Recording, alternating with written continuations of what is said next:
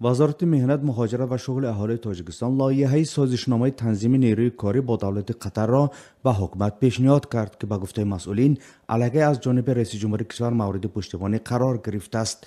همچنین این نهاد با کره جنوبی نیز چنین سند حقوقی را تهیه کرده است. به اعتقاد کارشناسان در صورت به عمل درآمد این سازشنامه ها مهاجران تاجیک تا اندازه از وابستگی روسیه از جمله از نظر سیاسی رها خواهند شد. در جلسه حکومت تاجیکستان که روز 27 اپریل برگزار شد، سمنگل تقایزاده وزیر مهنت مهاجرت و شغل اهالی تاجیکستان طرح سازشنامه این کشور با قطر در مورد تنظیم نیروی کاری را شرح داده است. بنا به اطلاع دفتر مطبوعات ریاست جمهوری تاجیکستان، امام علی رحمان رئیس جمهور این کشور به اهمیت این سازشنامه تاکید کرده از مسئولین خواسته است در صورت بخشیدن جریان اجرای آن تدبیرها اندیشند. توافق براه آمدن مهاجرت کاری رسمی شهروندان تاجیکستان به قطر در آخرین سفر رسمی امام علی رحمان رئیس جمهور تاجیکستان به این کشور حاصل شده است که ماه فوریه امسال صورت گرفت. عثمان علی لطیفی سردار ریاست بین‌المللی و رابطه با جامعه وزارت مهنت مهاجرت و شغل اهالی روز 28 اپریل بر رادیو آزادی گفت: جلسه کمیسیون بین حکومتی وقتی که برگزار گردید در آنجا در پروتکل همین بند آمده بود که سازشنامه آماده کرده شود و به امضا رسانده شود. در عین زمان لایحه سازشنامه با ضمیمه نمونه قرارداد بین کارفرما و کارگر لایحه موافقه کرده شد با تمام وزارت اداره‌های جمهوری تاجیکستان و به آن طرف ارسال گردید. مقامات تاجیک میگویند از روی دورنمای دولتی قطر در 10 سال آینده این کشور عربی به نیروی کاری از خارج زیاد نیاز خواهد داشت، زیرا در سال 2022 این کشور میزبان جام جهانی فوتبال حساب یافته و در این مدت در قطر باید ورزشگاه و مهمانخانه ها و انشاءات زیاد زیرساختاری بنیاد شود.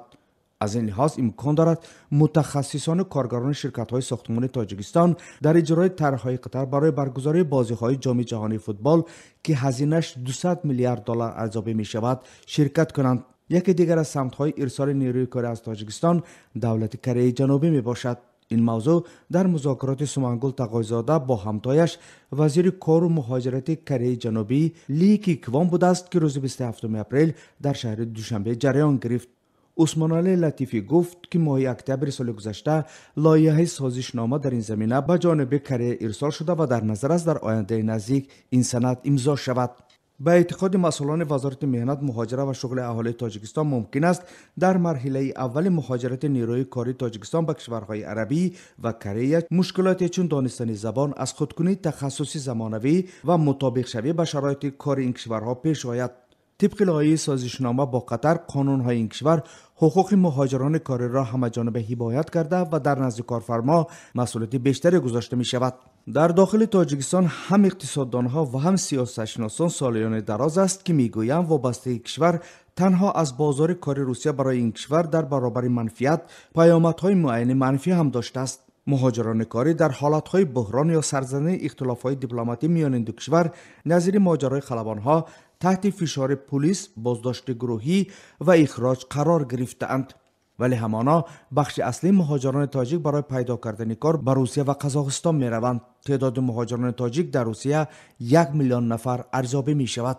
انور بابایف کارشناس مسائل مهاجرت میگوید که با وجود بزرگ و فراگیر بودن بازار کاری روسیه، تاجیکستان را لازم است که بازارهای دیگر در کشورهای آسیا و اروپا جستجو کند. با گفته بابایف حالا به طور غیر رسمی تعداد زیادی مهاجران تاجیک در امارات متحده عرب، کره جنوبی، پولشا، شویتزیا و آلمان کار و زندگی می کنند. مسئولان وزارت مهنت مهاجرت و شغل اهالی تاجیکستان گفتند که امکان دارد مهاجران تاجیک از طریق شرکت‌های خصوصی به طور غیر رسمی برای دریافت کار به کشورهای خارجی رفته، ولی در مورد تعداد این افراد معلومات مشخصی در دست ندارند. کارشناسان و هم مهاجران با تجربه تاکید می کنند که در این روند رعایت شدن معیارهای قانونی حمایه حقوق مهاجران تاجیک در خارجه بر اساس سازشنامه‌های خاص دو جانبه خیلی مهم است تا که در صورت ضرورت تاجیکستان تواند از حقوق شهروندانش در خارجه دور حمایت کند.